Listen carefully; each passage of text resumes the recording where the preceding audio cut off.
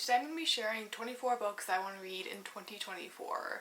This is my yearly TBR, so I hope that I achieve it, I guess. I don't know. Let's just get started. You can see right here the big, huge pile of books I have. So, number 1 is Lapvona by Tisha Moshfegh.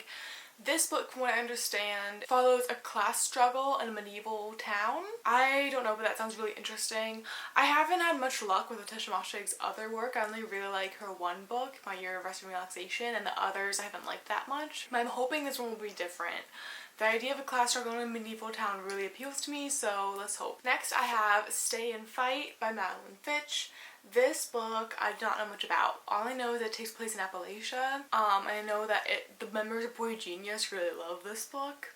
And that is the sole reason I bought it. Because every single member of Boy Genius has talked about this book at some point, and there's interviews of them like talking about it together. So I need to know. I just need to know. I need to read it. After that, I have The Dangers of Smoking in Bed, Mariana Enriquez. This is a collection of short stories, which I don't normally love, but this is a collection of horror short stories, so I think that I'll like it more.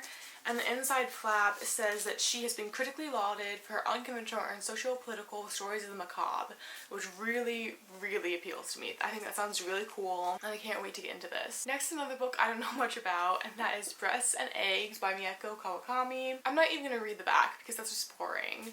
I've seen this on Book Talk a lot. I'm not gonna lie, the cover draws me in, I think it's cool, I just want to give it a shot. Then we have Manhunt by Gretchen Felker Martin. This is another horror book, which I want to get into more horror. You're gonna see that as a common theme. But this book follows two people who spend their days traveling the ravaged New England coast, hunting feral men and harvesting their organs. Need I say more? It's also blurred by Carmen Maria Machado, so it's an instant pickup for me. This alarm happened as soon as I started filming, because of course it did. So now I just have to sit here and wait for it to pass. Are we good? I'm just gonna start.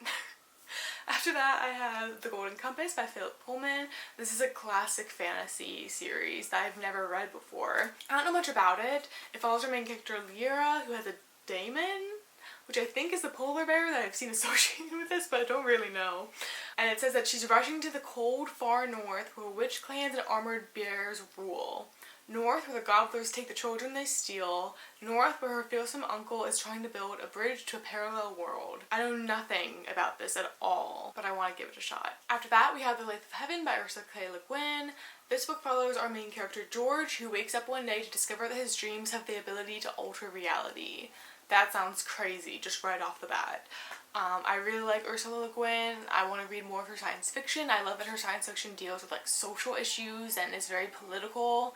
The alarm is back. It can't leave me alone. Anyway, I want to read everything that Ursula Le Guin has ever written, so this is just number 2 on the list. I hate this cover. Do not even judge this book based off of this cover. Octavia E. Butler's Lilith's Brood. I don't know what the first book is called, Dawn. I got this on Book Outlet years ago, and it was cheap, and it's a bind-up of all 3 novels, and it looks like this, which is awful, but I just have to live with it. And you would think that this was like some steamy romance by the cover, but no, this is a science fiction trilogy. It doesn't make any sense. Anyway, the back says this follows our main character Lilith, who is in the Andes mourning the death of her family when war destroys the earth. And then centuries later, she is resurrected by powerful unearthly beings. So there's some aliens. That sounds cool. I actually haven't read any sci-fi with aliens, I don't think. So this will be new for me. Then we've got a little classic, The Two Towers by J.R.R. Tolkien. I've started reading this series like 20 different times. I've read The Hobbit multiple times.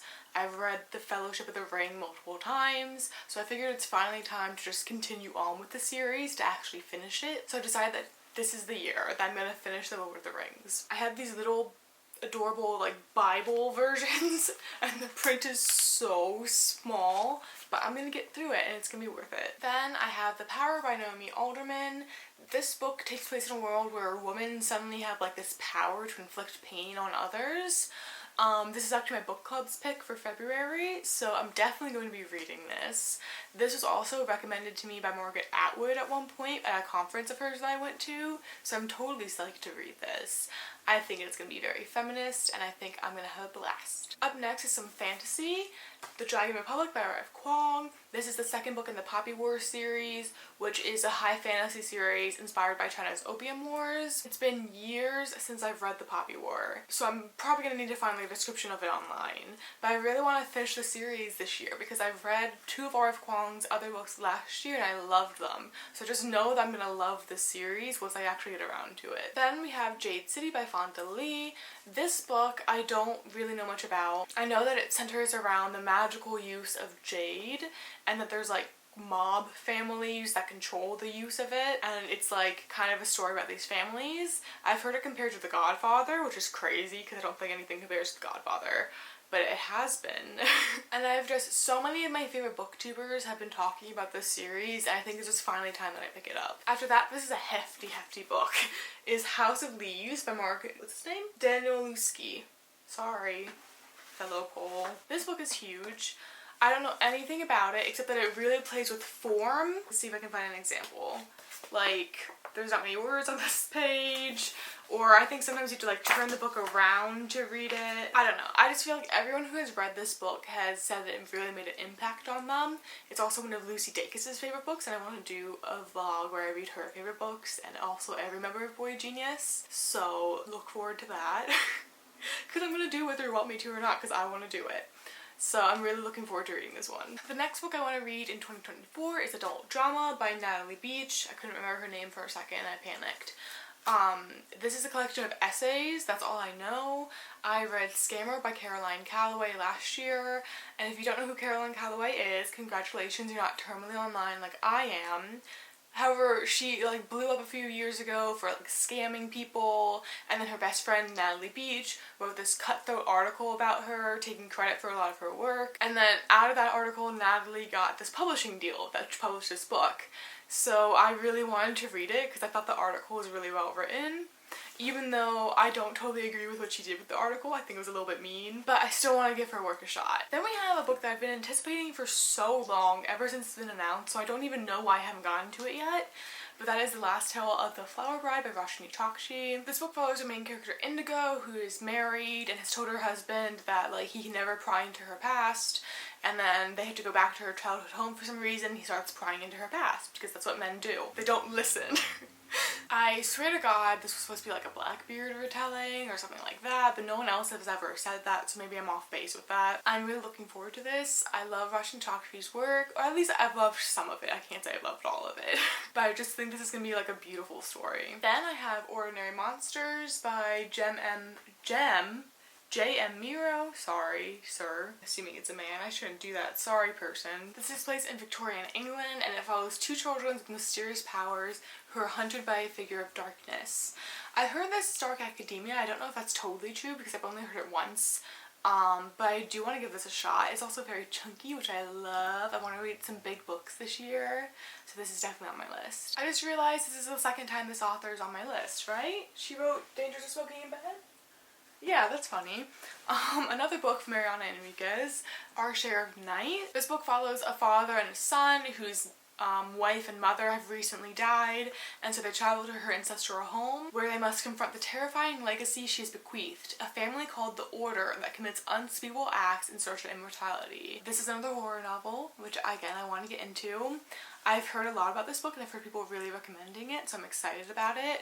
And I think it was also one of the Goodreads finalists for horror last year, if I'm correct.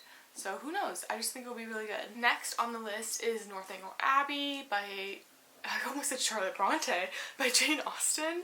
This is a classic and it's Jane Austen's take on a gothic novel, which makes me excited because I love gothic novels.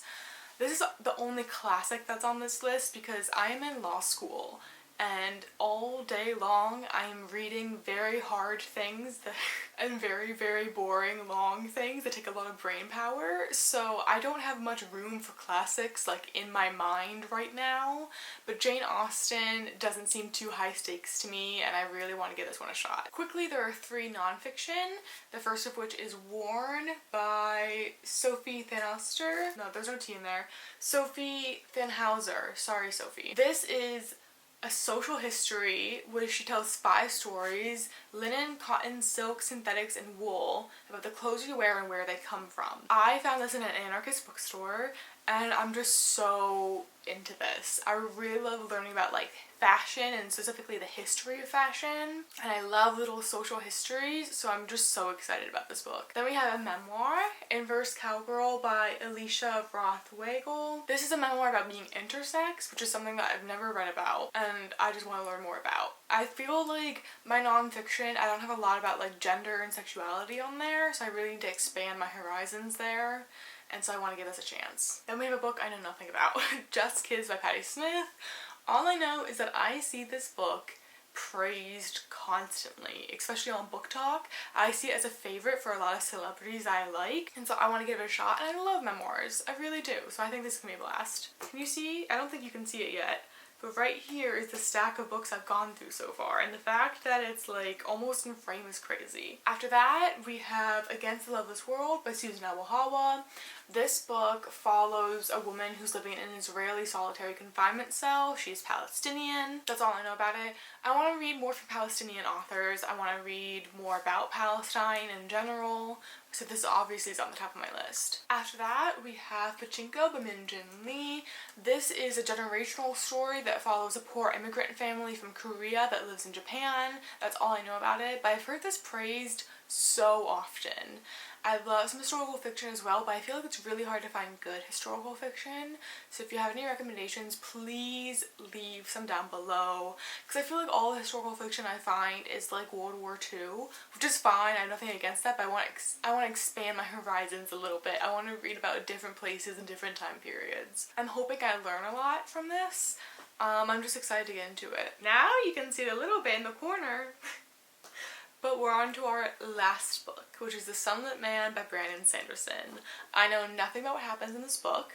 What I do know is that it's the last book in the year of Sanderson, and I paid a lot of money for these books, and I really want to read it because I love Brandon Sanderson. And I'm just like, I'm afraid to read it though, because 2 out of the 3 other books I didn't like that much. So I'm just praying that this is like his classic high fantasy and that I can get into it. So wish me luck. There you go, now you can really see it. So there you go, those are the 24 books I want to read in 2024. Let me know what books you want to read down below, and I'll see you soon with another video. Goodbye.